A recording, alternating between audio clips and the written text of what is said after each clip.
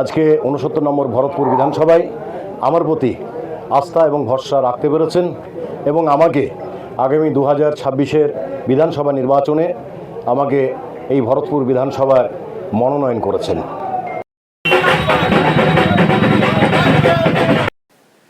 ভরতপুর বিধানসভা প্রার্থী নির্বাচনে ভরতপুর এলাকার ভূমিপুত্র মুস্তাফিজুর রহমানের উপর ভরসা মমতা বন্দ্যোপাধ্যায়ের। নির্বাচনে ভরতপুর জয় রেকর্ড ভাঙার চ্যালেঞ্জ নিয়ে ময়দানে প্রার্থী। আসন্ন বিধানসভা নির্বাচনের রণকৌশল সাজাতে মঙ্গলবার প্রার্থীর তালিকা ঘোষণা করেছেন তৃণমূল সুপ্রিমো মমতা বন্দ্যোপাধ্যায় ও সর্বভারতীয় সাধারণ সম্পাদক অভিষেক বন্দ্যোপাধ্যায়। সেই তালিকায় মুর্শিদাবাদের ৬৯ নম্বর ভরতপুর বিধানসভা কেন্দ্রে তৃণমূলের বাজি এখন ভূমিপুত্র তথা মুর্শিদাবাদ জেলা পরিষদের মৎস্য কর্মদক্ষ ও ব্লক সভাপতি মুস্তাফিজুর রহমান ওরফে সুমন। এই ঘোষণা খবর পৌঁছানো মাত্রই কার্যত উৎসবের আমেজ ছড়িয়ে পড়ে গোটা ভরতপুর এলাকা জুড়ে। আবির খেলা, ঢাকঢোল আর স্লোগানে মুখরিত হয়ে ওঠেন তৃণমূল কর্মী সমর্থকরা। প্রসঙ্গত ভরতপুর বিধানসভা বহুদিন থেকেই সংবাদ মাধ্যমে চর্চিত হয়ে আসছে বিধায়ক হুমায়ুন কবিরকে নিয়ে। হুমায়ুন কবির ভরতপুর এলাকার বাইরের প্রার্থী হিসেবে এখানে নির্বাচিত হয়েছিলেন। প্রার্থী হিসেবে সুমনের নাম ঘোষণা হতেই তিনি সময় নষ্ট না করে নেমে পড়েছেন জনসংযোগে। মঙ্গলবার থেকেই জোর কদমে প্রচার শুরু করে সাধারণ মানুষের আশীর্বাদ নিচ্ছেন এই তরুণ নেতা। সংবাদ মাধ্যমের মুখোমুখি তিনি অত্যন্ত আত্মবিশ্বাসের সঙ্গে জানান দল তার উপরে যে ভরসা রেখেছে তার মর্যাদা তিনি দেবেন এবং গত নির্বাচনে জয়ের ব্যবধানকে ছাপিয়ে রেখে এবার দ্বিগুণ মার্জিনে তৃণমূলকে জয়ী করবেন। এলাকার ঘরে ছেলেকে প্রার্থী হিসাবে পেয়েও সাধারণ ভোটারদের মধ্যে এক বিশেষ উন্মাদনা লক্ষ্য করা যাচ্ছে। সর্বোপরি আমি প্রথমেই কৃতজ্ঞতা জ্ঞাপন করি সর্বভারতীয় তৃণমূল কংগ্রেসের আমাদের সকলের জনগণ মন অধিনায়িকা, আমাদের দেশনেত্রী তথা বাংলার অগ্নিকন্যা মমতা বন্দ্যোপাধ্যায়ের প্রতি। সঙ্গে সঙ্গে আমি কৃতজ্ঞতা জ্ঞাপন করি আমাদের আগামীর কাণ্ডারি, আমাদের দেশের নেতা তথা পশ্চিমবাংলার যুব এবং তরুণের উন্মাদনা উদ্দীপনা সবুজ সেনাপতি অভিষেক বন্দ্যোপাধ্যায়ের প্রতি, যে তারা আজকে ৬৯ নম্বর ভরতপুর বিধানসভায় আমার প্রতি আস্থা এবং ভরসা রাখতে পেরেছেন এবং আমাকে আগামী ২০২৬-এর বিধানসভা নির্বাচনে আমাকে এই ভরতপুর বিধানসভার মনোনয়ন করেছেন। তাই তাদের প্রতি আমি আমার অকৃত্রিম কৃতজ্ঞতা আমার অন্তরের অন্তঃস্থল থেকে এই দলের প্রতি এবং মমতা বন্দ্যোপাধ্যায় এবং অভিষেক বন্দ্যোপাধ্যায়ের প্রতি অনেক অনেক কৃতজ্ঞতা জ্ঞাপন করে একথাই বলি, আমরা জন্মের পর থেকেই আমরা বহু বিধায়ক দেখেছি। আমার সাংবাদিক ভাই এক প্রশ্ন করলেন যে ভূমিপুত্র, অবশ্যই এর আগে ও ছিলেন, তাদের ভূমিপুত্র নয় এটা বলবো না। হ্যাঁ, না বিধানসভা বলতে আমার সোশ্যাল মিডিয়া 1 এবং 2 দুটো ব্লকের অন্তর্গত সমস্ত গ্রামের যে কোনো গ্রামের অধিবাসী হলেই তাকে এই বিধানসভার ভূমিপুত্র বলা যায়। তাই আমার জ্ঞান তো আমি আজকের দিনে 43+ আমার বয়স। আমি 25 বছর আরএসপির বিধায়ককেও দেখেছি এই বিধানসভার হয়ে তিনি কি করেছেন না করেছেন। আমরা তার পরবর্তীতে 5 বছর কংগ্রেসের কমলেশ চ্যাটার্জিকেও দেখেছি এবং সেই সঙ্গে সঙ্গেই আমাদেরই প্রতীকে জেতা বিগত 21 থেকে 26 আমাদের প্রতীকে জেতা বিধায়ককেও দেখেছি। তাই আমার জ্ঞান হওয়ার পর থেকে 7টি টার্মের বিধায়ক দেখেছি এবং সেই জ্ঞান হওয়ার পর দলের পক্ষ থেকে আজ যখন আমাকে মনোনয়ন দিয়েছে, অতএব এই 7টা টার্মের অভিজ্ঞতা আমার জ্ঞান হওয়ার পর থেকে আছে। সেই অভিজ্ঞতাকে আমার চলার পথের পাথেয় করে আগামী 5 বছর অর্থাৎ এই যে বিধানসভা আসছে 26-এর বিধানসভা আমাকে মনোনয়ন দিয়েছে, আমি আজকের দিনে ঈশ্বরের কাছে ছোট হয়ে বলতে পারি যে তৃণমূলের জয় সুনিশ্চিত। আমরা তৃণমূলের জয় নিয়ে মোটেই সন্দিহান নয়, কারণ এই বিধানসভা বারংবার ত্রিস্তর পঞ্চায়েত থেকে লোকসভা নির্বাচন থেকে 2021-এর বিধানসভা থেকে বারংবার প্রমাণ করেছে যে ভরতপুর বিধানসভার মাটি দুর্ভেদ্য মাটি। ভরতপুর বিধানসভার মাটি মমতা বন্দ্যোপাধ্যায়ের মাটি, ভরতপুর বিধানসভার মাটি আমাদের সবুজ সেনাপতি অভিষেক বন্দ্যোপাধ্যায়ের মাটি। তাই আমরা জেতার ক্ষেত্রে মোটেই সন্দেহের কোনো অবকাশ আমাদের মধ্যে নাই।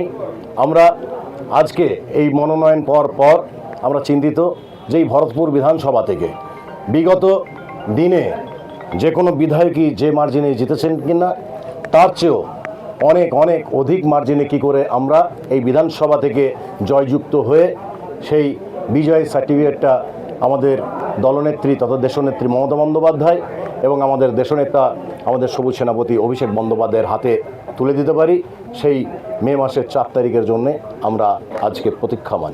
আচ্ছা দাদা, বলছি যখন আপনার সহকর্মীরা রং লাগাচ্ছিল, আবির লাগাচ্ছিল, তখন আপনি বললেন যে আজকে নয় 4 তারিখের পর আমাকে রং লাগাবে, এটা মানে কি?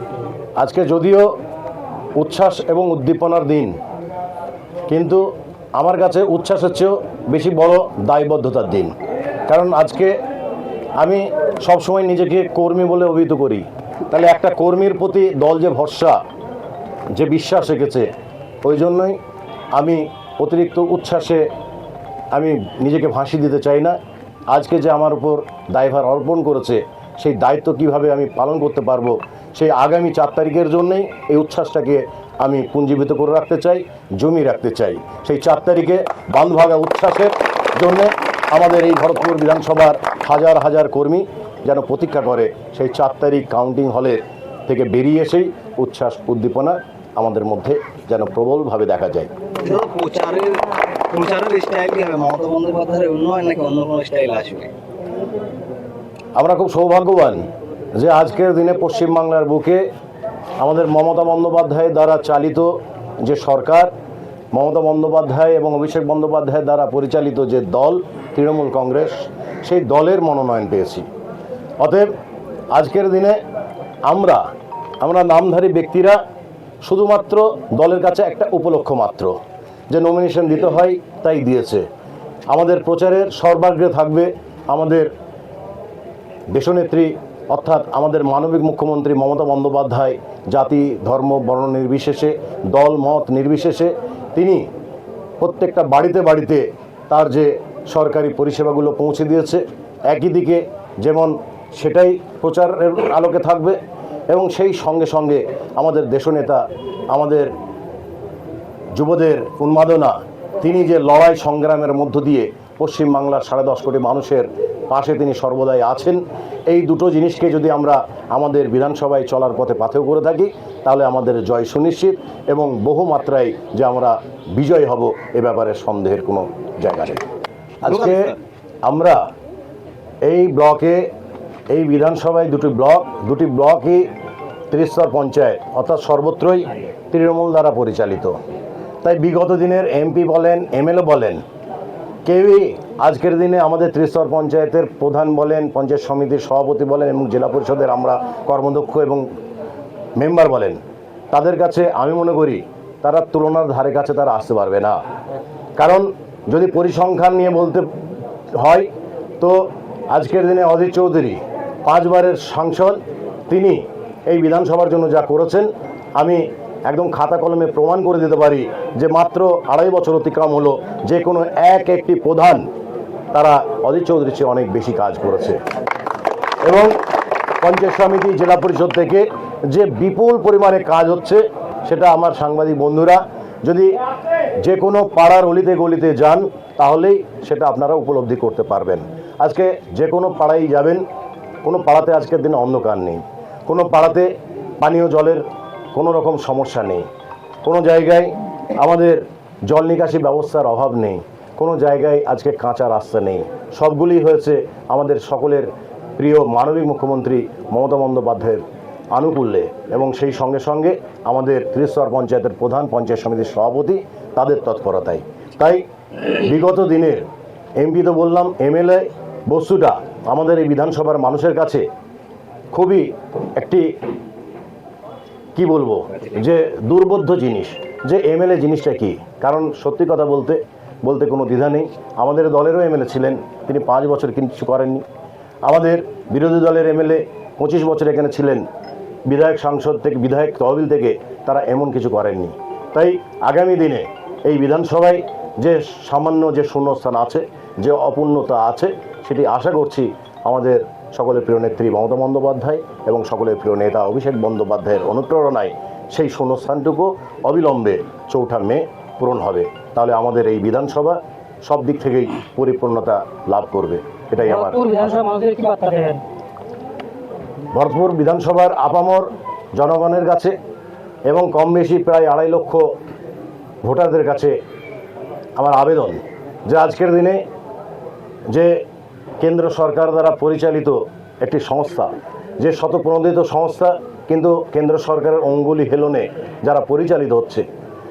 আজকে প্রত্যেক মানুষের যে সাংবিধানিক অধিকার, প্রথম অধিকার যে আজকে ভারতবর্ষের প্রত্যেকটা মানুষ সাংবিধানিকভাবে তাদের অধিকার সমান, এবং প্রত্যেক মানুষের ন্যূনতম মৌলিক অধিকার যে ভোট প্রদান করার অধিকার, সে কেন্দ্র সরকার নির্বাচন কমিশনকে কাজে লাগিয়ে আজকে আমাদের সেই বৈধ ভোটারকে কি করে ভোট প্রক্রিয়া, যে গণতন্ত্রের বৃহৎ উৎসব, আমরা ভোটকে বলি গণতন্ত্রের উৎসব, সেই উৎসব থেকে বিরত রাখার একটি নোংরা চক্রান্তে তারা লিপ্ত হয়েছে।